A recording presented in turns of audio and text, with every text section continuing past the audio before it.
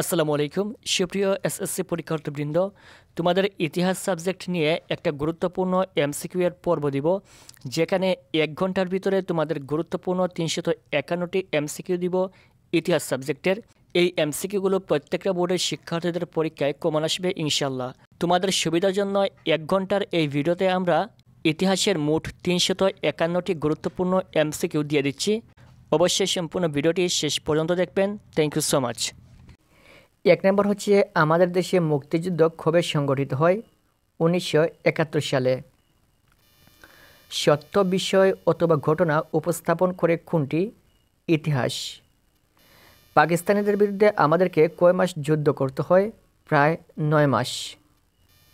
ইতিহাস শব্দের উৎপত্তি হয়েছে কোন শব্দ থেকে? ইতিহাস শব্দের উৎপত্তি হয়েছে ইতিহাস শব্দ থেকে। ইতিহাস শব্দের অর্থ কী? ইতিহাস শব্দের অর্থ হচ্ছে ঐতিহ্য। ইতিহাস হলো বর্তমান ও অতীতের মধ্যে এক অন্তহীন সংলাপ। উক্তিটি কার? E.H. কারের। খুবই ইম্পর্টেন্ট।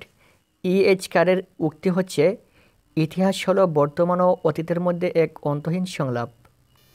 অতীতের ক্রমবিবর্তন ও ঐতিহ্যের বস্তুনিষ্ঠ বিবরণ কি? ইতিহাস। বর্তমান সময়ের ইতিহাসকে কী বলা হয়? সাম্প্রতিক ইতিহাস। এটা খুবই গুরুত্বপূর্ণ। বর্তমান সময়ের ইতিহাসকে বলা হয় সাম্প্রতিক ইতিহাস। ইতিহাস শব্দটির সন্ধিবিচ্ছেদ নিচের কোনটি? ইতিহ যোগ আস। এটা সঠিক হবে। এটা 9 নম্বর আমরা দেখি। ইতিহাস শব্দের সঠিক সন্ধিবিচ্ছেদ কোনটি? ইতিহ যোগ আদন্তস্য আস। এটা হচ্ছে ইতিহাস শব্দের সঠিক সন্ধিবিচ্ছেদ। ঘটে যাওয়া ঘটনাকে ইতিহাস বলেছেন কে? Doctor Johnson. সমাজ ও রাষ্ট্রে নিরক্ষর বয়ে যাওয়া ঘটনার প্রবাহকে কী বলা হয়? এটা হচ্ছে ইতিহাস। 12 নম্বর হচ্ছে, হিস্টোরি শব্দটির বাংলা প্রতিশব্দ কী? হিস্টোরি শব্দটির বাংলা প্রতিশব্দ হচ্ছে ইতিহাস। হিস্টোরিয়া কোন ধরনের শব্দ? এটা হচ্ছে গ্রিক শব্দ। হিস্টোরি শব্দটি কোন শব্দ থেকে উৎপত্তি হয়েছে?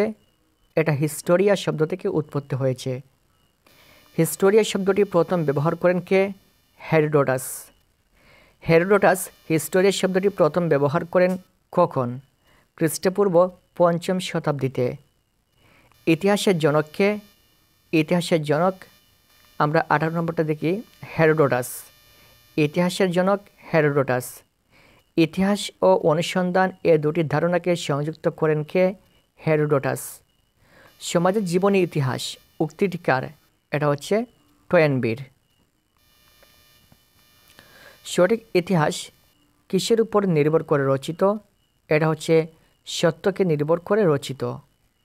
লিওপোল্ড ফন র্যাঙ্কের মতে ইতিহাস হলো নগ্ন সত্য।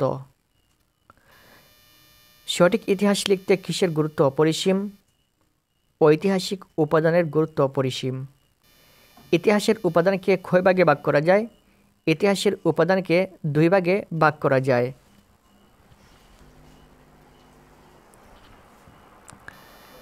লামা তারানাথ কোন দেশীয় লেখক ছিলেন? তিনি তিব্বতীয় লেখক ছিলেন। পাল বংশের প্রতিষ্ঠাতাকে? পাল বংশের প্রতিষ্ঠাতা হচ্ছেন গোপাল। 26 নম্বরটা আমরা একটু দেখি। 26 নম্বর হচ্ছে, চৈনিক পরিব্রাজক হিসেবে কার নাম সমর্থনযোগ্য? এটা হচ্ছে হিউয়েন সাং। ইবনে বতুতা কোন দেশীয় পরিব্রাজক? তিনি আফ্রিকান একজন পরিব্রাজক। প্রত্নতাত্ত্বিক নিদর্শন কোন ধরনের উপাদান? এটা হচ্ছে অলিখিত উপাদান। ওয়ারী বটেশ্বরের কোন জেলায় অবস্থিত? তার মানে ওয়ারী বটেশ্বর কোন জেলায় অবস্থিত? নরসিংদী জেলায় অবস্থিত। বাংলার প্রাচীন সভ্যতার নবদিগন্তের উন্মোচন নিচের কোনটির প্রভাব? এটা হচ্ছে ওয়ারী বটেশ্বর। একটি জাতির ইতিহাস বদলানোর ক্ষেত্রে নিচের কোনটির প্রভাব অধিক যুক্তিযুক্ত? এটা হচ্ছে প্রত্নতাত্ত্বিক আবিষ্কার। ইতিহাস রচনার লিখিত উপাদান হিসেবে নিচের কোনটি সমর্থনযোগ্য? দলিলপত্র। এটা হচ্ছে লিখিত উপাদান, যেটাকে আমরা লিখিত আকারে প্রকাশ করি। যেমন তাম্রলিপি, ইমারত, মুদ্রা এগুলো লিখিত নয়। যেসব তথ্য প্রমাণের উপর ভিত্তি করে ঐতিহাসিক সত্যকে প্রতিষ্ঠিত করা সম্ভব তাকে কি বলা হয়? এটা হচ্ছে ইতিহাসের উপাদান। আমরা দেখি 34 নম্বরটা কি? ফাহিয়ান কে ছিলেন? চৈনিক পরিব্রাজক। খুবই ইম্পর্টেন্ট, ফাহিয়ান ছিলেন চৈনিক পরিব্রাজক। ইতিহাস রচনার উপাদান হলো লিখিত ও অলিখিত। ইতিহাসের অলিখিত উপাদান কোনটি? ইতিহাসের অলিখিত উপাদান হচ্ছে স্মৃতিস্তম্ভ। এটা কিন্তু লেখা যায় না। নথিপত্র, সাহিত্য, দলিলপত্র এগুলো লিখিত আকারে থাকে, কিন্তু স্মৃতিস্তম্ভ এটা অলিখিত থাকে, যার কারণে ইতিহাসের অলিখিত উপাদান এটা হচ্ছে স্মৃতিস্তম্ভ। প্রত্নতাত্ত্বিক উপাদান কোনটি? এটা হচ্ছে শিলালিপি। এটা হচ্ছে প্রত্নতাত্ত্বিক উপাদান। ইতিহাসের অলিখিত উপাদানের অন্তর্ভুক্ত কোনটি? এটা হচ্ছে স্মৃতিস্তম্ভ, মুদ্রা, ইমারত। এগুলো হচ্ছে অলিখিত, যেগুলো লেখা যায় না। তারপর হচ্ছে বাংলাদেশের 2500 বছর পূর্বের নগর সভ্যতার অস্তিত্বের স্বীকৃতিদানকারী প্রত্নতাত্ত্বিক নিদর্শন হিসেবে নিচের কোনটি অধিক উপযোগী? এটা হচ্ছে ওয়ারী বটেশ্বর। মুদ্রা, শিলালিপি ইত্যাদি কোথায় সংরক্ষিত থাকে? জাদুঘরে। মানব সভ্যতার অগ্রগতির সাথে সাথে কী লেখা হচ্ছে? মানব সভ্যতার অগ্রগতির সাথে সাথে ইতিহাস লেখা হচ্ছে। অতীতের ঘটনাসমূহ বর্তমান প্রজন্মের কাছে পৌঁছে দিচ্ছে কোনটি? এটা হচ্ছে ইতিহাস। আমরা 43 নম্বরটা দেখি। 43 নম্বরটা হচ্ছে বিভিন্ন শাখায় বিভক্ত করা কঠিন কোনটিকে? এটা হচ্ছে ইতিহাসকে। ইতিহাসকে বিভিন্ন শাখায় বিভক্ত করা কঠিন। ইতিহাসকে প্রধানত কয় ভাগে ভাগ করা যায়? 2 ভাগে, লিখিত উপাদান এবং অলিখিত উপাদান। ভৌগোলিক অবস্থানগত দিক থেকে ইতিহাসকে কয় ভাগে ভাগ করা যায়? 3 ভাগে। বিষয়বস্তুগত ইতিহাস কিভাবে রচিত হয়? কোনো বিশেষ বিষয়ের উপর ভিত্তি করে বিষয়বস্তুগত ইতিহাস রচিত হয়। ইতিহাসের বিষয়বস্তুর পরিসর কেমন? ব্যাপক। বিষয়বস্তুগত ইতিহাসকে কয় ভাগে ভাগ করা যায়? 5 ভাগে। ভৌগোলিক অবস্থাগত ইতিহাস হিসেবে নিচের কোনটি উপযোগী? এটা হচ্ছে জাতীয় ইতিহাস। ইতিহাসের পরিসর সম্প্রসারিত হওয়ার যথার্থ কারণ কোনটি? এটা হচ্ছে সভ্যতার অগ্রগতি। আমরা 25 নম্বরটা একটু দেখি। মানুষ তার সমাজ ও সভ্যতার ধারাবাহিক পরিবর্তনের প্রমাণ ও লিখিত দলিল কোনটি? এটা হচ্ছে ইতিহাস। ভিখু কোন যুগের ঐতিহাসিক? তিনি আধুনিক যুগের ঐতিহাসিক। মানব সমাজ ও মানবীয় প্রতিষ্ঠানসমূহের উৎপত্তি ও বিকাশই হচ্ছে ইতিহাসের বিষয়বস্তু। এটি কার অভিমত? এটি ভিখুর অভিমত। খুবই ইম্পর্টেন্ট, পরীক্ষা আসার মতো। সামগ্রিকভাবে যা কিছু সমাজ সভ্যতার বিকাশে প্রত্যক্ষ বা পরোক্ষভাবে প্রভাবিত করছে তাই কি? তাই হচ্ছে ইতিহাসের বিষয়বস্তু। অন্যান্য বিষয় থেকে আলাদা কোনটি? ইতিহাস। ইতিহাস হচ্ছে অন্যান্য বিষয় থেকে আলাদা। নিচের কোন বিষয়টির উপস্থাপনা পদ্ধতি স্বতন্ত্র? ইতিহাস। ইতিহাস কোনমুখী? ইতিহাস হচ্ছে অতীতমুখী। অতীত বর্তমানের ঘটনা প্রবাহ কোনটির বিচক্ষণ কেন্দ্র? এটা হচ্ছে ইতিহাসের বিচক্ষণ কেন্দ্র। আমরা 58 নম্বরটা দেখি। ইতিহাসে কিসের স্থান নেই? ইতিহাসে আবেগের স্থান নেই। ইতিহাসের বিষয়বস্তু কি? ইতিহাসের বিষয়বস্তু হচ্ছে মূলত মানুষ। মানুষের মাধ্যমেই কিন্তু ইতিহাস লেখা শুরু হয়। ঘটে যাওয়া ঘটনার সঠিক বিবরণ পরবর্তী প্রজন্মের কাছে তুলে ধরা কার বৈশিষ্ট্য? ইতিহাসের বৈশিষ্ট্য। ইতিহাস কোন ধরনের? এটা হচ্ছে প্রবহমান। ইতিহাস হচ্ছে প্রবহমান, যেটা থামে না, সবসময় চলতেই থাকে। বস্তুনিষ্ঠতা ও নিরপেক্ষতা কিসের বৈশিষ্ট্য? ইতিহাসের বৈশিষ্ট্য।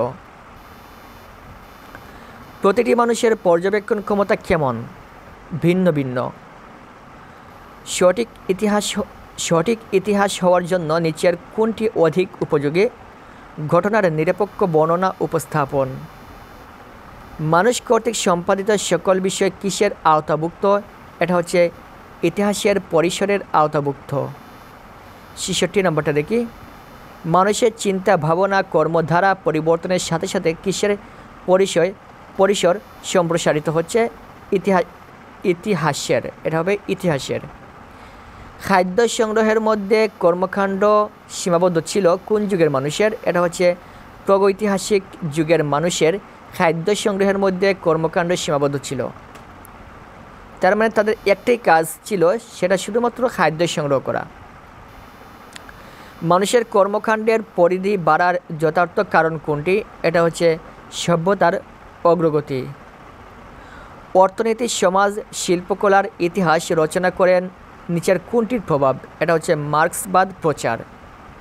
অর্থনীতি, সমাজ, শিল্পকলার ইতিহাস রচনা নিচের কোনটির প্রভাব? এটা হচ্ছে মার্ক্সবাদ প্রচার। বিস্তৃত সীমা স্থিতিশীল নয় কোনটির? বিস্তৃতির সীমা স্থিতিশীল নয় কোনটির? ইতিহাসের। মানব সমাজের সভ্যতার বিবর্তনের সত্য নির্ভর বিবরণ কি? ইতিহাস। অতীতের পরিপ্রেক্ষিত বর্তমান অবস্থা বুঝতে কোনটির পাঠ অধিক যুক্তিযুক্ত? ইতিহাস পাঠ। দেশ ও জাতির স্বার্থে এবং ব্যক্তির প্রয়োজনে কোনটির পাঠ অত্যন্ত জরুরি? ইতিহাস পাঠ। ৭৪ নম্বরটা হচ্ছে মানুষের জ্ঞানের পরিধি বৃদ্ধিতে নিচের কোনটির সাহায্য অধিক উপযোগী বলে তুমি মনে করো? অতীতের সত্যনিষ্ঠ বর্ণনা। জাতীয়তাবোধ ও জাতীয় সংহতি সুদৃঢ়করণে কোনটির পাঠ অধিক যুক্তিযুক্ত? ইতিহাস পাঠ। মানুষকে সচেতন করে তোলে কিসের জ্ঞান? এটা হচ্ছে ইতিহাসের জ্ঞান। কিসের ব্যবহারিক গুরুত্ব অপরিসীম? ইতিহাসের। মানুষ ইতিহাস পাঠ করে অতীত ঘটনাবলীর দৃষ্টান্ত থেকে কী নিতে পারে? শিক্ষা। বর্তমানের প্রয়োজনে কাজে লাগানো যেতে পারে কিসের শিক্ষা? ইতিহাসের শিক্ষা। ইতিহাসকে শিক্ষণীয় দর্শন বলার যথার্থ কারণ কি? এটা হচ্ছে দৃষ্টান্তের মাধ্যমে শিক্ষা দেয়। জ্ঞান চর্চার আগ্রহ বাড়ার জন্য তুমি কি পাঠ করবে? ইতিহাস পাঠ। ৮২ নম্বরটা হচ্ছে বাস্তব জীবনে চলার জন্য উৎকৃষ্টতম শিক্ষা হিসেবে নিচের কোনটি অধিক উপযোগী? এটা হচ্ছে সত্যনিষ্ঠ ইতিহাস পাঠ। অতীতের সত্যনিষ্ঠ বর্ণনা কিসের পরিধি বৃদ্ধি করতে সাহায্য করে? জ্ঞানের। মুক্তিযুদ্ধ আমাদের কাহিনী। এটা হচ্ছে ১-৩ গর্বের এবং গৌরবের। ইতিহাস সম্পর্কে গভীর অনুসন্ধান করতে হলে প্রয়োজন ২-৩ ইতিহাসের উপাদান জানা এবং ইতিহাসের প্রকারভেদ জানা। বর্তমানের সকল বিষয় গড়ে উঠেছে ২-৩ অতীতের ক্রমবিবর্তনের উপর ভিত্তি করে, অতীতের ঐতিহ্যের উপর ভিত্তি করে। ঐতিহাসিক হেরোডোটাস তার গবেষণায় গ্রিস ও পারস্যের মধ্যে সংঘটিত যুদ্ধের কোন বিষয় লিপিবদ্ধ করেছেন? ১-২-৩ প্রাপ্ত তথ্য, গুরুত্বপূর্ণ ঘটনাসমূহ এবং গ্রিসের বিজয়গাথা।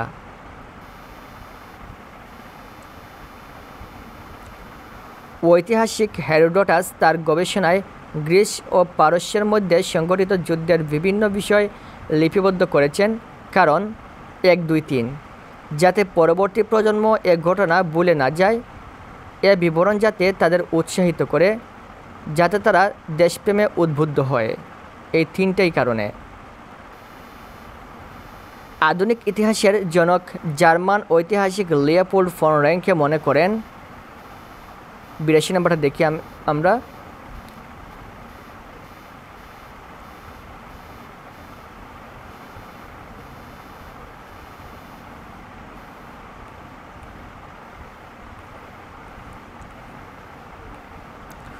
ঊননব্বই। এটা হচ্ছে ১-২ প্রকৃতপক্ষে যা ঘটেছিল তার অনুসন্ধান ও তার সত্য বিবরণী ইতিহাস, এবং ইতিহাস মানেই হলো নগ্ন সত্য। ইতিহাসের উপাদান হিসেবে সমর্থনযোগ্য ২-৩ লিখিত উপাদান এবং অলিখিত উপাদান। হিস্টোরিয়া বা হিস্টোরি শব্দের সরল ও সাধারণ অর্থ। এটা হচ্ছে ২-৩ অনুসন্ধান বা গবেষণা এবং অতীত কাহিনী। ইতিহাসের লিখিত উপাদান ১-৩ সাহিত্য এবং বৈদেশিক বিবরণ। ইতিহাসের অলিখিত উপাদান হিসেবে তুমি চিহ্নিত করবে ২-৩ মুদ্রা এবং তাম্রলিপি। যে উপাদানের ভিত্তিতে জাতীয়তাবোধ গড়ে ওঠে, এটা হচ্ছে ১-২-৩ জাতীয় পরিচয়, ইতিহাস, ঐতিহ্য। ইতিহাসের ক্ষেত্রে প্রযোজ্য ২-৩ ইতিহাস অতীত বর্তমানমুখী, ইতিহাস নিরন্তর প্রবহমান। ইতিহাসের ঠাঁই নেই ১-৩ আবেগের এবং অতিক্ষতনের। ৯৭ নম্বরটা আমরা দেখি। ইতিহাসের বৈশিষ্ট্য হলো ২-৩ বস্তুনিষ্ঠতা এবং নিরপেক্ষতা। মানুষের কর্মকাণ্ডের পরিধি বৃদ্ধির যথার্থ কারণ হল 1.3 সময়ের বিবর্তন এবং সভ্যতার অগ্রগতি। এখানে একটা উদ্দীপক দেওয়া রয়েছে, রিপনের নানার পূর্বপুরুষেরা জমিদার ছিলেন। তারা ওই জমিদারদের পুরনো দালানে দীর্ঘদিন যাবৎ বসবাস করে আসছেন। দালানটি হয়ে যাওয়ার কারণে ভেঙে ফেলার পর ভূগর্ভে মুদ্রা, শিলালিপি, তাম্রলিপি ও ইমারত পাওয়া যায়। এছাড়াও সিন্দুকের মধ্যে পুরনো দিনের বইও পাওয়া যায়। রিপনের নানার বাড়ি পুরনো দালানে পাওয়ার উপাদানগুলোর মধ্যে ইতিহাসের লিখিত উপাদান কোনটি? এটা হচ্ছে পুরনো দিনের বই। উক্ত বাড়ির পুরনো দালান ভেঙে ইতিহাসের যে উপাদান পাওয়া যায় তা হলো 1, 2, 3 লিখিত উপাদান, অলিখিত উপাদান এবং প্রত্নতাত্ত্বিক। বিশিষ্ট লেখিকা ফিরোজা বেগম মনে করেন ইতিহাসকে ভৌগোলিক অবস্থানগত দিক, বিষয়বস্তুগত দিক দিয়ে অনুধাবন করা প্রয়োজন।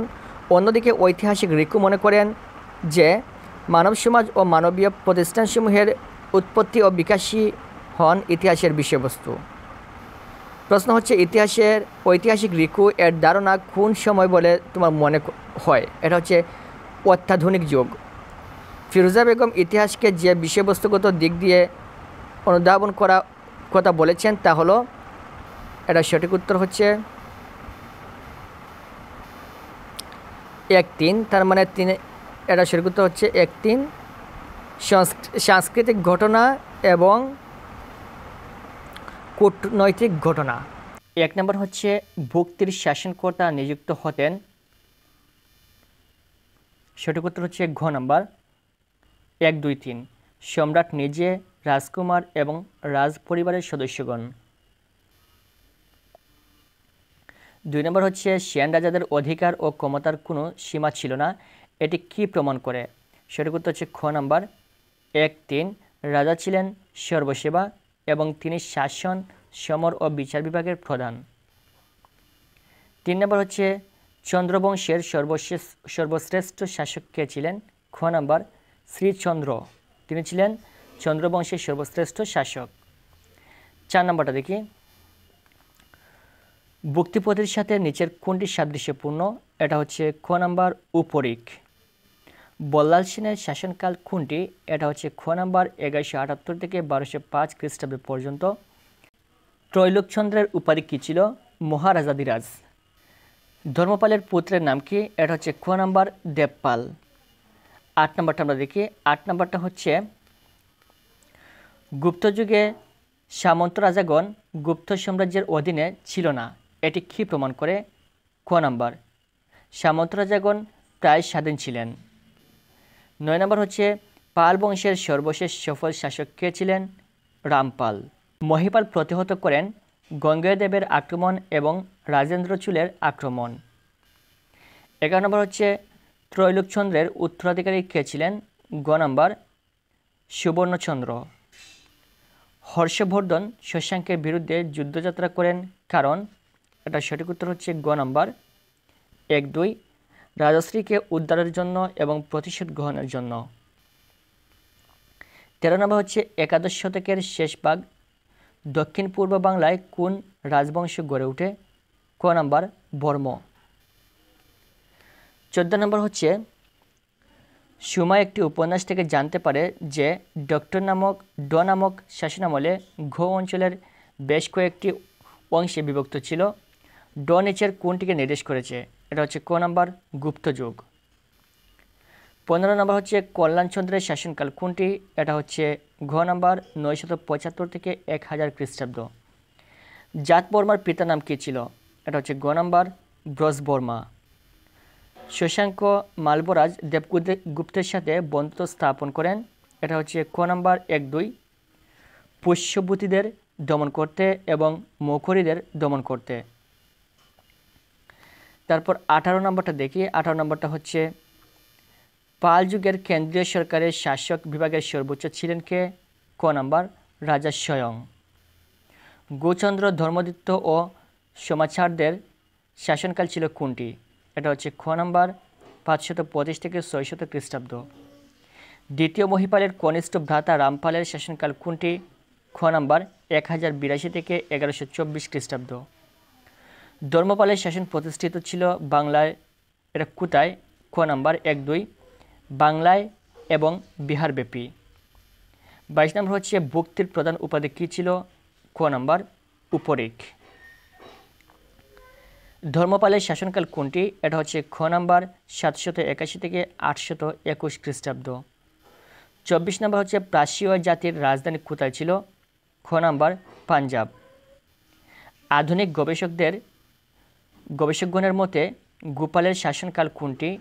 এটা হচ্ছে খ নাম্বার 756 থেকে 781 খ্রিস্টাব্দ। 26 নম্বর হচ্ছে কার মৃত্যুতে বাংলার ইতিহাসে এক দুর্যোগপূর্ণ অন্ধকারময় যুগের সূচনা হয়? গ নাম্বার শশাঙ্কের। কেন্দ্রীয় সরকারের শাসন বিভাগের সর্বোচ্চ ছিলেন রাজা। এখানে কোনটি সঠিক? 27 নম্বরটা হচ্ছে ঘ নাম্বার, তার মানে 1, 2, 3। এখানে সঠিক উত্তর হবে ধর্মের ব্যাপারে তার হস্তক্ষেপ ছিল। সাম্রাজ্য পরিচালনার ক্ষেত্রে তিনি ছিলেন প্রধান। অর্থনৈতিক ক্ষেত্রেও হস্তক্ষেপ করতেন। এই তিনটাই। তারপর আমরা দেখি 28 নম্বরটা, ধর্মপালের প্রচেষ্টায় উন্নতি সাধিত হয়েছিল। এটা হচ্ছে ঘ নাম্বার 1, 2, 3। ধর্মের ক্ষেত্রে, শিক্ষায় এবং শিল্পে এই তিন দিকে কিন্তু উন্নতি সাধিত হচ্ছিল। 29 নম্বর হচ্ছে শশাঙ্কের মৃত্যুর সময়কাল হিসেবে নিচের কোনটি সমর্থনযোগ্য? ক নাম্বার 637 খ্রিস্টাব্দের কিছু আগে। গুপ্তযুগের পূর্বে প্রাচীন বাংলার ধারাবাহিক ইতিহাস জানা যায় না কেন? এটা হচ্ছে ক নাম্বার ইতিহাসের উৎসবের অভাবে। 31 নম্বর হচ্ছে সেন রাজত্বের অবসান ঘটে কত শতকে? ঘ নাম্বার 13 শতকের প্রথম দশকে। ভারতে গুপ্ত সাম্রাজ্য প্রতিষ্ঠিত হয় কত খ্রিস্টাব্দে?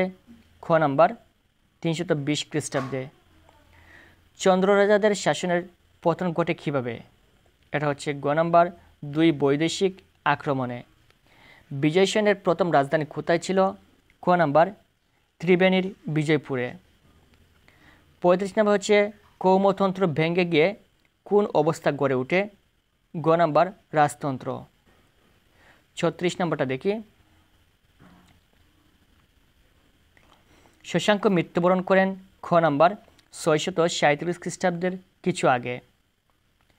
দেবপাল আধিপত্য বিস্তার করতে সক্ষম হয়। এটা হচ্ছে ঘ নাম্বার 1, 2, 3 উড়িষ্যার উপর, কামরূপের উপর এবং বাংলার উপর। 38 নম্বর হচ্ছে দেবরাজাদের শাসনকাল কোনটি? খ নাম্বার প্রায় 740 থেকে 800 খ্রিস্টাব্দ। কারা দক্ষিণ পূর্ব বাংলার হরিকেল একটি স্বাধীন রাজ্যের উদ্ভব ঘটান? এটা হচ্ছে ক নাম্বার কান্তিদেবরা। তারপর আমরা দেখি 40 নম্বর, সুহেলের গ্রামটি 3টি গ্রামের মাঝখানে অবস্থিত।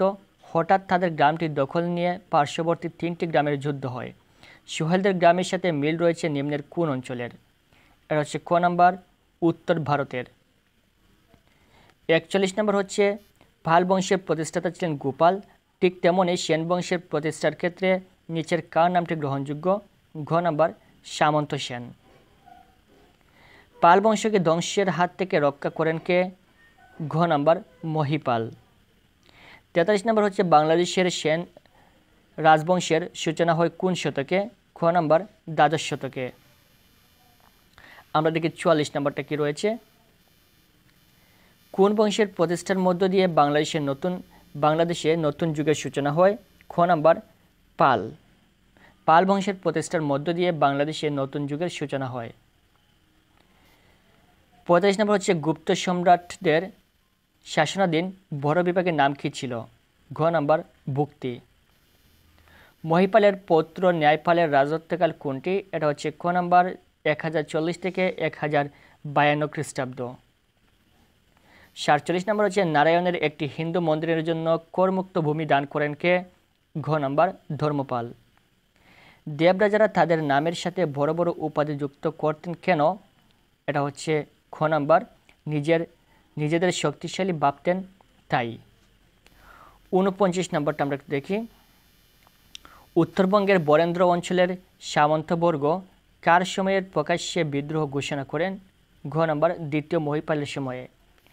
মহিপালের মৃত্যুর পর তার সাম্রাজ্য আক্রমণ করে 1, 2, 3 কালচুরের রাজা, কর্ণাটের চালুক্য রাজা এবং উড়িষ্যা ও কামরূপের রাজা। 1 নম্বর হচ্ছে কোন নীতি অনুযায়ী দত্তক পুত্র সম্পত্তির উত্তরাধিকারী হতে পারত না? এটা হচ্ছে সত্য বিলোপ নীতি অনুযায়ী। দত্তক পুত্র সম্পত্তির উত্তরাধিকারী হতে পারত না, এটা হচ্ছে সত্য বিলোপ নীতি অনুযায়ী।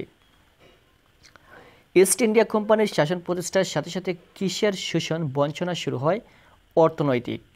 সিপাহী বিদ্রোহে যথার্থ কারণ কী ছিল? ধর্মীয় অনুভূতিতে আঘাত। হিন্দু সম্প্রদায়ের মধ্যে বদ্ধমূল ধারণা ছিল কি? এটা হচ্ছে সমুদ্র পাড়ি দিলে ধর্ম নষ্ট হয়। এটা হিন্দু সম্প্রদায়ের মধ্যে একটা ধারণা ছিল যে সমুদ্র পাড়ি দিলে ধর্ম নষ্ট হয়। এনফিল্ড নিচের কোনটিকে সমর্থন করেছে? তলোয়ারের নাম, অস্ত্রের নাম, পিস্তলের নাম। কোনটা সঠিক হবে? সঠিক উত্তর হচ্ছে রাইফেলের নাম। এনফিল্ড একটি রাইফেলের নাম। 6 নম্বর হচ্ছে বিদ্রোহের আগুন প্রথমে জ্বলে উঠে কোথায়? ব্যারাকপুরে। মুঘল সম্রাট দ্বিতীয় বাহাদুর শাহকে কোথায় নির্বাসন করা হয়? মায়ানমারে। 8 নম্বর হচ্ছে সিপাহী বিদ্রোহের সময় ঢাকার বাহাদুর শাহ পার্কে কাদের লাশ ঝুলিয়ে রাখা হয়? এটা সঠিক উত্তর হচ্ছে সৈনিকদের। কখন ইংরেজ শাসনের অবসান ঘটে? 1947 সালে ইংরেজ শাসনের অবসান ঘটে। বাংলার ইতিহাসে কিসের প্রভাব ছিল সুদূরপ্রসারী? বঙ্গভঙ্গের। হিন্দু মুসলিম সম্প্রদায়ের সম্প্রীতি চিরতরে নষ্ট হওয়ার যৌক্তিক কারণ কোনটি? বঙ্গভঙ্গ। উপমহাদেশ ভাগ হয় কখন? 1947 সালে উপমহাদেশ ভাগ হয়। ভারতে বড়লাট লর্ড কার্জন কখন বাংলা ভাগ করেন? 1905 সালে। লর্ড কার্জনের শাসনামলে প্রশাসনিক সংস্কার হিসেবে নিচের কোনটি অধিক যুক্তিযুক্ত? এটা হচ্ছে বঙ্গভঙ্গ। উপমহাদেশের 1/3 লোকের বসবাস ছিল কোথায়? বাংলা প্রেসিডেন্সিতে। লর্ড কার্জন বাংলার কিসের সম্পর্কে সচেতন ছিলেন? এটা সঠিক উত্তর হচ্ছে রাজনৈতিক সচেতনতা। কংগ্রেসের নেতারা কোথা থেকে সারা ভারতের আন্দোলনের নেতৃত্ব দিতেন? কলকাতা থেকে। বাংলার মানুষের মধ্যে মিশ্র প্রতিক্রিয়া দেখা দেওয়ার কারণ কোনটি সমর্থনযোগ্য? বঙ্গভঙ্গ ঘোষণা। পূর্ব বাংলার মুসলমানরা কার নেতৃত্বে বঙ্গভঙ্গকে স্বাগত জানায়? নবাব সলিমুল্লাহর নেতৃত্বে। 20 নম্বর হচ্ছে নতুন প্রদেশের জনসংখ্যার সংখ্যাগরিষ্ঠ অংশ ছিল কারা? মুসলমানরা। বঙ্গভঙ্গের বিরুদ্ধে তীব্র প্রতিক্রিয়া লক্ষ্য করা যায় কোন সম্প্রদায়ের মধ্যে? হিন্দু সম্প্রদায়ের মধ্যে। সুকেন্দ্রনাথ ব্যানার্জি বঙ্গভঙ্গকে আখ্যায়িত করেন জাতীয় দুর্যোগ হিসেবে। বঙ্গভঙ্গ রদ করা হয় 1911 সালে। বঙ্গভঙ্গ হয় 1905 সালে এবং বঙ্গভঙ্গ রদ করা হয় 1911 সালে। এই দুইটা কোয়েশ্চেন মনে রাখবে। 24 নম্বর হচ্ছে বঙ্গভঙ্গ রদের ফলে কোন সম্প্রদায় খুশি হয়? হিন্দু সম্প্রদায় খুশি হয়। মুসলিম লীগ প্রতিষ্ঠিত হয় 1906 সালে। তার মানে বঙ্গভঙ্গ হয় 1905 সালে, মুসলিম লীগ প্রতিষ্ঠিত হয় 1906 সালে, বঙ্গভঙ্গ রদ হয় 1911 সালে। স্বদেশী আন্দোলনের মূল কর্মসূচি ছিল কোনটি? কয়টি? দুটি। বয়কট আন্দোলনের প্রধান উদ্দেশ্য হিসেবে নিচের কোনটি অধিক যুক্তিযুক্ত? এটা হচ্ছে বিলেতি পণ্য বর্জন। স্বদেশী আন্দোলনের দৃঢ় সমর্থক ছিল বাংলার কোন শ্রেণী? জমিদার শ্রেণী। বাংলার সংখ্যাগরিষ্ঠ মুসলমান কি ছিল? কৃষক। বিখ্যাত টাটা কোম্পানি কত সালে টাটা কারখানা স্থাপন করে? 1910 সালে। স্বদেশী আন্দোলনের ক্ষেত্রে কোনটি সমর্থনযোগ্য? এটা হচ্ছে হিন্দু মুসলমান সম্পর্কের উন্নতি।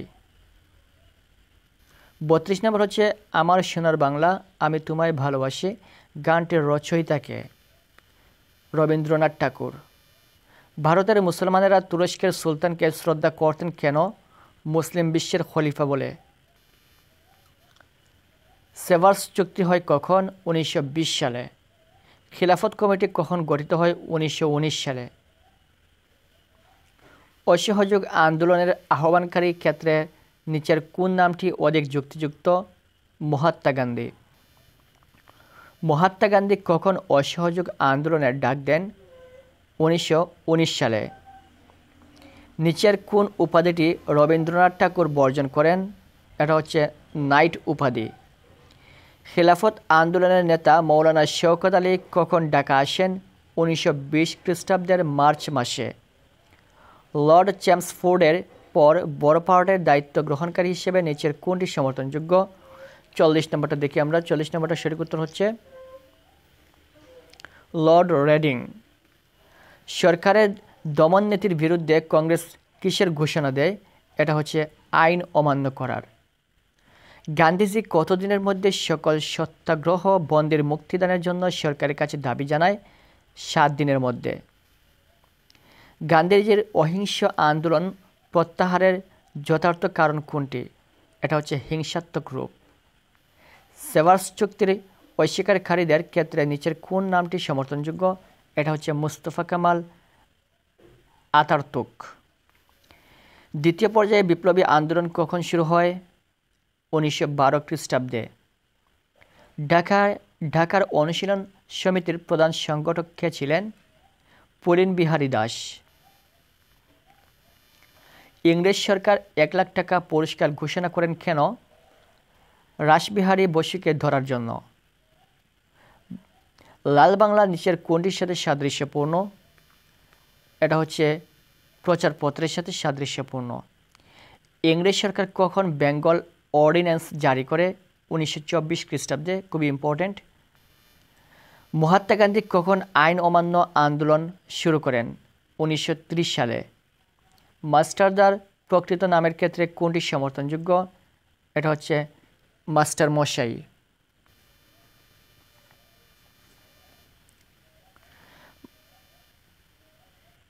এটা হচ্ছে সূর্য সেন। মাস্টারদার প্রকৃত নামের ক্ষেত্রে কোনটি সমর্থনযোগ্য? এটা হচ্ছে সূর্য সেন। আমরা তাকে মাস্টারদা সূর্য সেন বলে ডাকি অথবা চিনি। চট্টগ্রামকে ব্রিটিশ শাসনমুক্ত করার জন্য গঠনকৃত বাহিনীর মধ্যে নিচের কোনটি যুক্তিযুক্ত?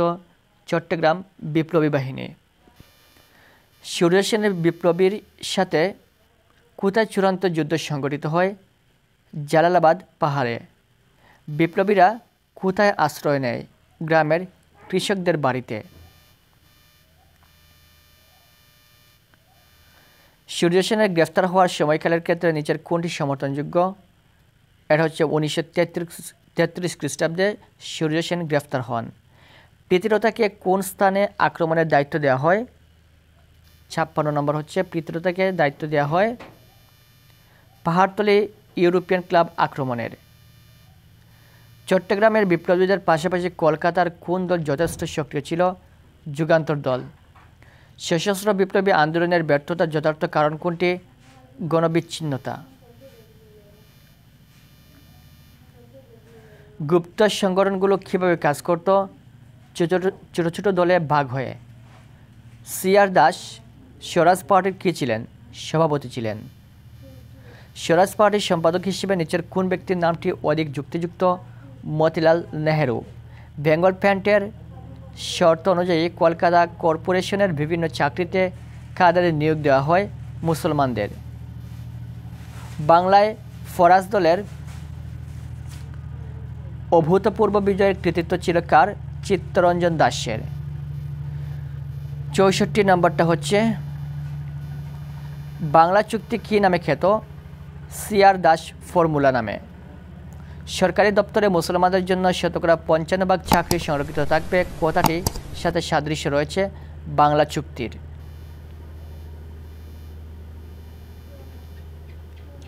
বেঙ্গল প্যাক্ট স্বাক্ষরিত হয় কখন? 1923 সালে। হিন্দু মুসলমানদের মধ্যে সাম্প্রদায়িক সম্প্রীতি স্থাপনের দলিল হিসেবে নিচের কোনটি অধিক যুক্তিযুক্ত? বেঙ্গল প্যাক্ট।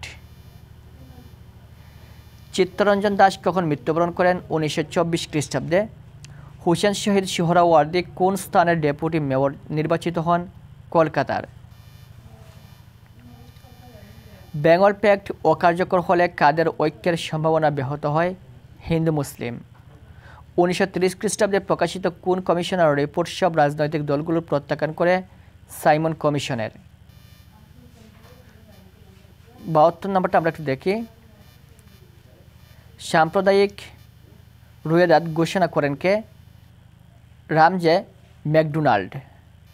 1930 খ্রিস্টাব্দে মুসলমানদের জন্য আলাদা রাষ্ট্রের কথা উল্লেখ করেছেন কে? আল্লামা ইকবাল। 1930 খ্রিস্টাব্দে মুসলমানদের জন্য আলাদা রাষ্ট্রের কথা উল্লেখ করেছেন আল্লামা ইকবাল।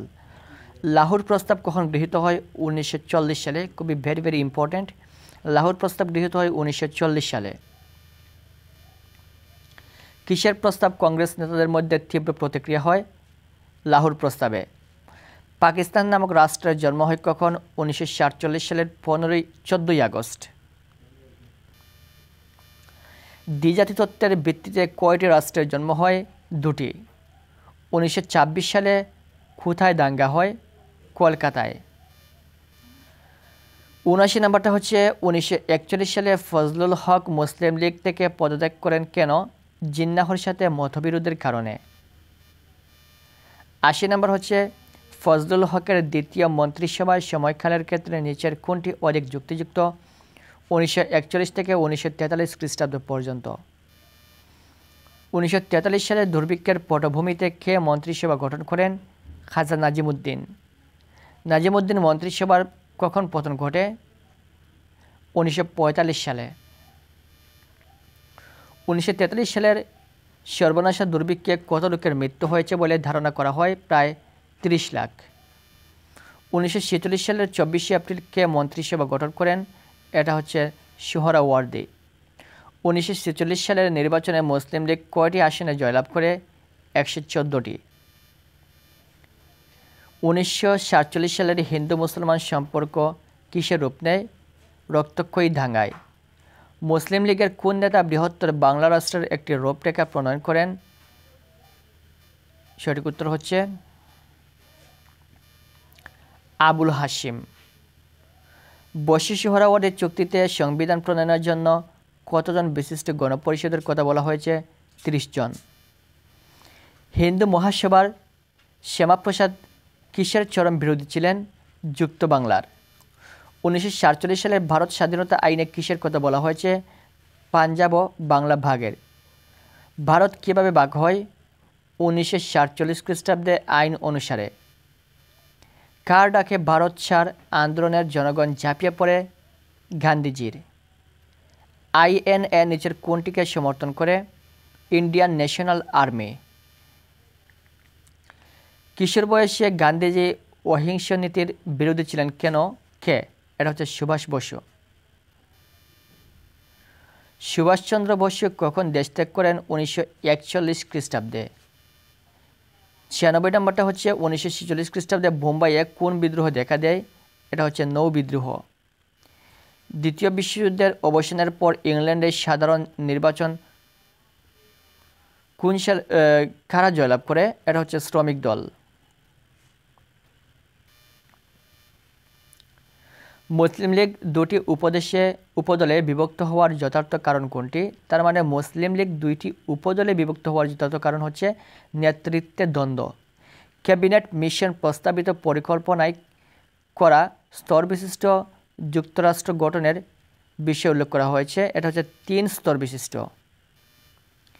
100 নম্বর হচ্ছে ভারত স্বাধীনতা আইন কখন প্রণয়ন করা হয়? 1947 সালের 18 জুলাই ভারত স্বাধীনতা আইন প্রণয়ন করা হয়। ভারত উপমহাদেশের জনগণদের ক্ষোভের একটি গুরুত্বপূর্ণ কারণ কী ছিল? একদিন সামাজিক এবং ধর্মীয়। লর্ড ডালহৌসি সত্যবিলোপ নীতি প্রয়োগ করে নিচের যে রাজ্য ব্রিটিশ সাম্রাজ্যভুক্ত করেন? 1, 2, 3 সাতারা, ঝাঁসি এবং নাগপুর। 103 নম্বরটা হচ্ছে বঙ্গভঙ্গের কারণ হিসেবে সমর্থনযোগ্য 1, 2, 3 প্রশাসনিক, আর্থসামাজিক এবং রাজনৈতিক। বঙ্গভঙ্গের উভয় সম্প্রদায়ের মধ্যে অবসান ঘটে 1, 3 অবিশ্বাস এবং শত্রুতার। বঙ্গভঙ্গ রোধের ফলে 1, 2 হিন্দু সম্প্রদায় খুশি হয়, মুসলমান সম্প্রদায় প্রচণ্ড মর্মাহত হয়। স্বদেশী আন্দোলনে উল্লেখযোগ্য ভূমিকা রাখেন 1, 2, 3 রবীন্দ্রনাথ ঠাকুর, দ্বিজেন্দ্রলাল রায়, রজনীকান্ত সেন, 3 জনই। বয়কট আন্দোলনের প্রধান উদ্দেশ্য ছিল 2, 3 বিলেতি পণ্য বর্জন, বিলেতি শিক্ষা বর্জন। খিলাফত আন্দোলনের দাবির সাথে সাদৃশ্য রয়েছে 1, 3 তুরস্কের খলিফার পদ সমুন্নত রাখতে হবে, খলিফার সাম্রাজ্য অক্ষুণ্ণ রাখতে হবে। হিন্দু ও মুসলমানদের মিলিত সংগ্রাম হিসেবে উপমহাদেশের রাজনৈতিক ইতিহাসে একটি গুরুত্বপূর্ণ ঘটনা 1, 3 খিলাফত আন্দোলন এবং অসহযোগ আন্দোলন। 110 নম্বর হচ্ছে খিলাফত আন্দোলনের নেতা ছিলেন 1-3 মোহাম্মদ শওকত আলী এবং মাওলানা আবুল কালাম আজাদ। বাংলা চুক্তি সম্পাদন করতে গুরুত্বপূর্ণ ভূমিকা গ্রহণ করেছিলেন 1-2-3 আব্দুল করিম, মুজিবুর রহমান এবং আকরম খান। যেটি বিবেচনা করে জিন্নাহ তার বহু আলোচিত সমালোচিত দ্বিজাতি তত্ত্বের ঘোষণা দেন 1-2-3 সার্বিক রাজনৈতিক পরিস্থিতি, অতীতের তিক্ত অভিজ্ঞতা, মুসলমানদের স্বার্থ, এই 3টা বিষয় বিবেচনা করেই জিন্নাহ তার বহুল আলোচিত সমালোচিত দ্বিজাতি তত্ত্বের ঘোষণা করেন। লাহোর প্রস্তাবের পর ঐতিহাসিকভাবে যেটি সত্য তা হলো 2-3 মুসলমান সম্প্রদায় নিজস্ব আলাদা রাষ্ট্রের স্বপ্ন দেখতে থাকে। ভারতের রাজনৈতিক শাসনতান্ত্রিক আন্দোলনে এক নতুন ধারার জন্ম হয়। খাজা নাজিমুদ্দিন ছিলেন 1-3 অবাঙালি ব্যবসায়ীদের নেতা এবং রক্ষণশীলদের নেতা। রবার্ট ক্লাইভের দ্বৈত শাসনের ফলে কি ঘটে? 1-2-3 কোম্পানি লাভ করে দায়িত্বহীন ক্ষমতা, বাংলার মানুষ হতদরিদ্র ও অসহায় হয়ে পড়ে, নবাব পরিণত হন ক্ষমতাহীন শাসকে। 116 নম্বরটা হচ্ছে ব্রিটিশ শাসনের অবসান ঘটার ক্ষেত্রে নিচের কোনটি সমর্থনযোগ্য?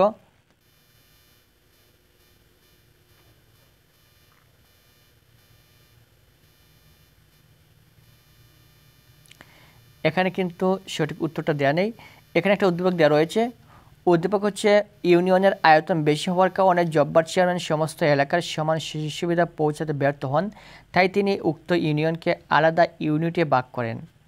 প্রশ্ন হচ্ছে বলদিয়া ইউনিয়ন ভাগের সাথে ঐতিহাসিক যে বিষয়টির মিল রয়েছে সেটি ভাগের অন্যতম প্রধান কারণ কোনটি? এটা হচ্ছে প্রশাসনিক কারণ। উদ্দীপকের সাথে সংগতিপূর্ণ ঐতিহাসিক ঘটনাটির ফলাফল ছিল 1-3 হিন্দুদের চরম অসন্তোষ এবং মিশ্র প্রতিক্রিয়া।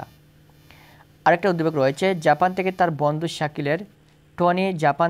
বন্ধু শাকিলের দেশে বেড়াতে যায়। শাকিল তার দেশের একটি ঐতিহাসিক আন্দোলনের কথা টনিকে বলে। ওই আন্দোলনের সময় তাদের দেশের সরকার একটি আইন পাশ করে। এ আইনে পরোয়ানা ছাড়াই যে কোনো ব্যক্তিকে গ্রেফতার ও সাক্ষ্য প্রমাণ ছাড়াই আদালতে দণ্ড দেওয়ার ক্ষমতা পুলিশকে দেয়া হয়। প্রশ্ন হচ্ছে উক্ত আন্দোলনটির নেতৃত্ব দেন মহাত্মা গান্ধী। উদ্দীপকের আন্দোলনটির সাথে ব্রিটিশ ভারতের কোন আন্দোলনের মিল রয়েছে? অসহযোগ আন্দোলন। বর্ণিত আন্দোলনের ঘটনা হলো 1-2 রাওলাট আইন এবং জালিয়ানওয়ালাবাগের হত্যাকাণ্ড। প্রথমত হচ্ছে 1956 সালের 23শে মার্চ কে পাকিস্তান ইসলামী প্রজাতন্ত্রের প্রেসিডেন্ট মনোনীত হন? জেনারেল ইস্কান্দার মির্জা। ইস্কান্দার মির্জার সময়কালে কোন বাহিনী রাজনীতিতে ব্যাপক প্রভাব দেখায়? সামরিক বাহিনী। ইস্কান্দার মির্জা দেশে সামরিক শাসন জারি করেন কখন? 1958 সালের 7 অক্টোবর। 4 নম্বর হচ্ছে ইস্কান্দার মির্জা কাকে প্রধান সামরিক আইন প্রশাসক নিয়োগ করেন? এটা হচ্ছে আইয়ুব খানকে। 5 নম্বর হচ্ছে জেনারেল আইয়ুব খান কাকে অপসারণ করে নিজেকে প্রেসিডেন্ট হিসেবে ঘোষণা করেন? এটা হচ্ছে ইস্কান্দার মির্জাকে। জেনারেল আইয়ুব খান কখন ক্ষমতা দখল করেন? 1958 সালে। মৌলিক গণতন্ত্র প্রবর্তনের আদেশ কখন জারি করা হয়? 1959 সালে। তার মানে জেনারেল আইয়ুব খান তার ক্ষমতা দখল করেন 1958 সালে এবং মৌলিক গণতন্ত্র প্রবর্তনের আদেশ জারি হয় 1959 সালে। প্রাথমিক অবস্থার মৌলিক গণতন্ত্র কয় স্তর? 4 স্তর। 9 নম্বরটা আমরা দেখি। 9 নম্বরটা হচ্ছে মৌলিক গণতন্ত্রের আওতায় পাকিস্তানের উভয় অংশে কয়টি নির্বাচনী ইউনিট নিয়ে দেশের নির্বাচক মণ্ডলী গঠিত হয়? এটা হচ্ছে 80,000 ইউনিট নিয়ে। নির্বাচক মণ্ডলীর সদস্যরা কিসের মেম্বার ছিল? বিডিআর মেম্বার ছিল। মৌলিক গণতন্ত্রীদের আস্থা ভোটে আইয়ুব খান কত বছর প্রেসিডেন্ট নির্বাচিত হন? 5 বছরের জন্য। নতুন সংবিধান কখন ঘোষণা করা হয়? 1962 সালের 1 মার্চ নতুন সংবিধান ঘোষণা করা হয়। 1962 সালের 30 জানুয়ারি সোহরাওয়ার্দীকে গ্রেফতার করা হয় কেন? দেশ বিরোধী ষড়যন্ত্রের অভিযোগে। শরীফ কমিশন শিক্ষা সংক্রান্ত প্রতিবেদন প্রকাশ করে কখন? 1962 সালের আগস্ট মাসে। শরীফ কমিশনের সুপারিশ স্থগিত করার যথাযথ কারণ কোনটি? ছাত্র আন্দোলন। আইয়ুব খানের দল হিসেবে নিচের কোনটি সমর্থনযোগ্য? কনভেনশন মুসলিম লীগ। 17 নম্বর হচ্ছে সোহরাওয়ার্দী কখন ইন্তেকাল করেন? 1963 সালের ডিসেম্বরে। কার নেতৃত্বে আওয়ামী লীগের নতুন যাত্রা শুরু হয়? শেখ মুজিবুর রহমানের। সিওপি এর পূর্ণরূপের ক্ষেত্রে নিচের কোনটি অধিক যুক্তিযুক্ত? Combined opposition party. সিওপি হচ্ছে combined opposition party. Mohammad Ali Jinnah এর বোনের নাম কি? ফাতেমা জিন্নাহ। 21 নম্বরটা হচ্ছে কোন স্থানটিকে ভারত ও পাকিস্তান তাদের অবিচ্ছেদ্য অংশ বলে মনে করত? কাশ্মীরকে। কাশ্মীর নিয়ে ভারত ও পাকিস্তানের মাঝে কখন যুদ্ধ বাধে?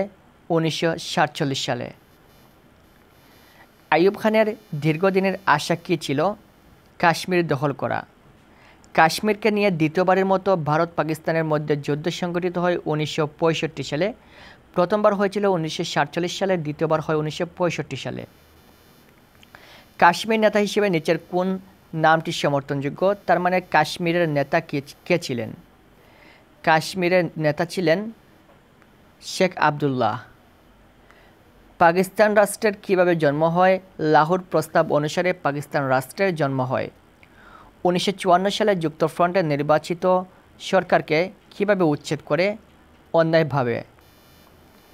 পাকিস্তানের প্রশাসনিক ক্ষেত্রে মূল চালিকা শক্তি ছিল কারা? Civil service কর্মকর্তাগণ।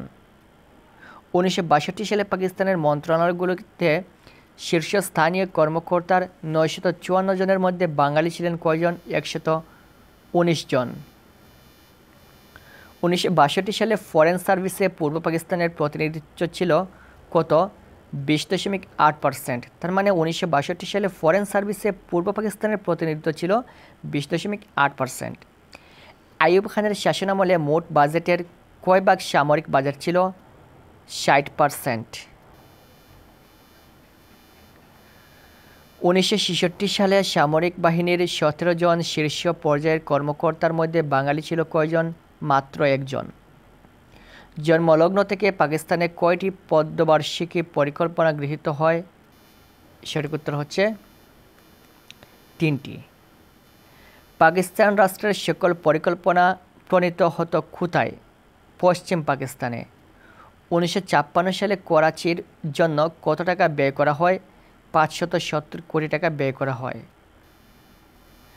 1967 সাল পর্যন্ত ঢাকার জন্য ব্যয় হয় কত? 25 কোটি টাকা। 1947 থেকে 1970 সাল পর্যন্ত মোট রপ্তানি আয়ে পূর্ব পাকিস্তানের অংশ ছিল 54.7%। পশ্চিম পাকিস্তানিরা কাদের নিরক্ষর রাখার চেষ্টা করত? বাঙালিদের। পূর্ব পাকিস্তানের অধিবাসী ছিল মোট জনসংখ্যার কত ভাগ? 56%। পশ্চিম পাকিস্তানিরা বাংলাকে কোন বর্ণে শেখায় ষড়যন্ত্র করে? এটা হচ্ছে আরবি। বাঙালি সংস্কৃতিতে সমৃদ্ধ করার ক্ষেত্রে কার নাটক, সঙ্গীত, সাহিত্য অধিক যুক্তিযুক্ত? রবীন্দ্রনাথের। 42 নম্বরটা হচ্ছে 6 দফা কর্মসূচি ঘোষণা করা হয় কখন? 1966 সালে 6 দফা কর্মসূচি ঘোষণা করা হয়। মনে রাখবেন, ভেরি ইম্পর্টেন্ট। 6 দফা কর্মসূচি ঘোষণা করেন কে? বঙ্গবন্ধু শেখ মুজিবুর রহমান। আমাদের বাঁচার দাবি পুস্তিকাটি কার নামে প্রকাশিত হয়? বঙ্গবন্ধুর নামে। 6 দফাকে আখ্যায়িত করার ক্ষেত্রে নিচের কোনটি অধিক যুক্তিযুক্ত? আমাদের বাঁচার দাবি। বঙ্গবন্ধুকে গ্রেফতারের প্রতিবাদে কখন দেশব্যাপী হরতাল পালিত হয়? 1966 সালের 7 জুন। কোন নির্বাচনে 6 দফা ছিল মূল ইশতেহার? 1970 সালের নির্বাচনে। বাংলাদেশ কীভাবে স্বাধীনতা লাভ করে? মুক্তিযুদ্ধের মাধ্যমে। বাঙালির মুক্তির সনদ বলে আখ্যায়িত করা হয় অথবা চিহ্নিত করা হয়, এটা হচ্ছে 6 দফাকে। 50 নম্বর হচ্ছে বাঙালির আশা আকাঙ্ক্ষা প্রতীক হিসেবে নিচের কোনটি অধিক যুক্তিযুক্ত? 6 দফা। 1963 সালে বঙ্গবন্ধু গোপনে কোথায় গমন করেন? ত্রিপুরায়। 1966 সালে বঙ্গবন্ধু কোন কর্মসূচি পূর্ব পাকিস্তানে ব্যাপক জনপ্রিয়তা লাভ করে? 6 দফা। আগরতলা ষড়যন্ত্র মামলায় কয়জন অভিযুক্ত ছিলেন? 35 জন। আগরতলা মামলার বিচার কার্য পরিচালনার জন্য কী গঠন করা হয়? বিশেষ ট্রাইব্যুনাল। ট্রাইব্যুনালের প্রধান বিচারপতি কে ছিলেন? এস.এ. রহমান। সার্জেন্ট জহুরুল হককে কীভাবে হত্যা করা হয়? গুলি করে। আইয়ুব খান পরিস্থিতি শান্ত করতে কোথায় গোলটেবিল বৈঠক আহ্বান করেন? রাওয়ালপিন্ডিতে। 58 নম্বরটা আমরা একটু দেখি। 58 নম্বরটা হচ্ছে বঙ্গবন্ধু কথাটি কার ক্ষেত্রে অধিক যুক্তিযুক্ত? শেখ মুজিবুর রহমান। পূর্ব পাকিস্তানে আইয়ুব বিরোধী গণ আন্দোলন চূড়ান্ত পর্যায়ে কখন উপনীত হয়? 1968 থেকে 1969 সালে। বঙ্গবন্ধু ছয় দফা সহ অন্যান্য দাবির ক্ষেত্রে নিচের কোনটি অধিক উপযোগী? 11 দফা আন্দোলন। জুলুম প্রতিরোধ দিবস কখন পালন করা হয়? 6 ডিসেম্বর। আইয়ুব খান কার নিকট ক্ষমতা হস্তান্তর করে? ইয়াহিয়া খানের নিকট। পাকিস্তান প্রতিষ্ঠার পরবর্তীকালের সবচেয়ে বড় আন্দোলন হিসেবে নিচের কোনটি সমর্থনযোগ্য? 69-এর গণ অভ্যুত্থান। পাকিস্তান সৃষ্টির পর থেকে লক্ষ্য করা যায় 2-3 স্বৈরতান্ত্রিক প্রবণতা এবং আমলাতান্ত্রিক প্রবণতা। ছাত্রদের উপর কঠোর দমন নীতি চালায় 1-3 আইয়ুব খান এবং মুনায়েম খান। 66 নম্বর হচ্ছে ন্যাশনাল ডেমোক্রেটিক ফ্রন্টের উদ্দেশ্য ছিল 2-3 গণতন্ত্র পুনরুদ্ধার করা এবং 1956 সালের সংবিধানে ফিরে যাওয়া। পাকিস্তানের শাসকদের দেশ শাসনের মাধ্যমে হিসেবে অধিক যুক্তিযুক্ত 1-2-3 স্বৈরতন্ত্র, একনায়কতন্ত্র এবং সামরিকতন্ত্র। প্রাদেশিক সরকারের কোনো নিয়ন্ত্রণ ছিল না 1-2 প্রাদেশিক সরকারের কেন নিয়ন্ত্রণ ছিল না? এটা হচ্ছে 1-2 মুদ্রা ব্যবস্থায় এবং অর্থনৈতিক ক্ষেত্রে। দু অঞ্চলের মাঝে সম্পূর্ণ আলাদা ছিল 1-2-3 ভাষা, সাহিত্য এবং সংস্কৃতিতে। 6 দফা কর্মসূচি ঘোষণার যথার্থ কারণ হলো 1-3 পাকিস্তানি ঔপনিবেশিক শাসন থেকে মুক্তি এবং পাকিস্তানি ঔপনিবেশিক শাসন থেকে মুক্তি। পূর্ব পাকিস্তানের প্রতি বৈষম্য ও নিপীড়নমূলক নীতির প্রতিবাদে যে আন্দোলনের সূত্রপাত ঘটে তা হলো 1-2 স্বাধিকার এবং স্বাধীনতা। পশ্চিম পাকিস্তান পূর্ব পাকিস্তানের প্রতি বৈষম্যমূলক নীতি অনুসরণ করে 1-2-3 রাজনৈতিক, প্রশাসনিক এবং অর্থনৈতিকভাবে। তারপর আমরা দেখি এখানে কি রয়েছে। এখানে হচ্ছে 73 নম্বরটা আগরতলা মামলার আসামি হিসেবে সমর্থনযোগ্য নাম হলো 1-2-3 বঙ্গবন্ধু শেখ মুজিবুর রহমান, সার্জেন্ট শামসুল হক, মাহফুজুল বারী। আগরতলা ষড়যন্ত্র মামলার পাকিস্তান সরকারের পক্ষে প্রধান কৌশলী ছিলেন 1-3 মঞ্জুর কাদের এবং টি.এইচ. খান। আগরতলা মামলার শুনানি পুনরায় শুরু হয় 29 জুলাই 1968 সালে। জলিল তালুকদারের অপসারণ থেকে বিশিষ্ট নেত্রী তাসলিমা আক্তার বিরোধিতা করে বলেন, এ বাংলার ইদ্রিস জুমাদ্দারের মৌলিক গণতন্ত্র সাদৃশ্য কোনো রাজনৈতিক কর্মকাণ্ড আজ চলতে দেওয়া হবে না। ইদ্রিস জুমুদ্দার দ্বারা ঐতিহাসিক কোন শাসনের ইঙ্গিত করা হয়েছে? আইয়ুব খান। উক্ত শাসনের কর্মকাণ্ড ছিল না 1-3 গণতান্ত্রিক এবং সমাজতান্ত্রিক। একটা উদ্দীপক রয়েছে, হ্যারিকেট তার বন্ধ সীমান্তের দেশে বেড়াতে এসেছে। তিনি সীমান্তের দেশের ইতিহাস জানতে চাইলে সীমান্ত তাদের দেশের ঐতিহাসিক মামলার ঘটনাটি বলে। সীমান্তের দেশের ঐতিহাসিক মামলাটির প্রধান আসামি ছিলেন বঙ্গবন্ধু শেখ মুজিবুর রহমান।